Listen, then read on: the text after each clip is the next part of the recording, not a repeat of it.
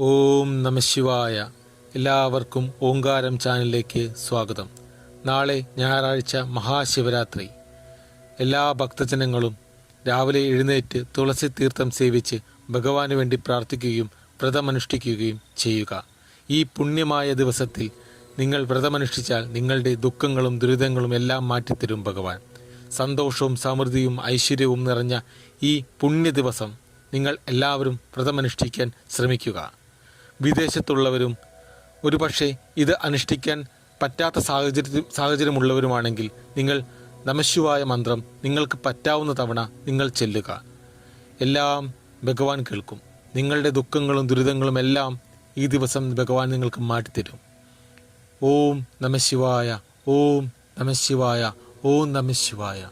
ഭഗവാനെ, എല്ലാവരും ഈ ചാനൽ മറക്കാതെ സബ്സ്ക്രൈബ് ചെയ്യുക. നന്ദി, നമസ്കാരം.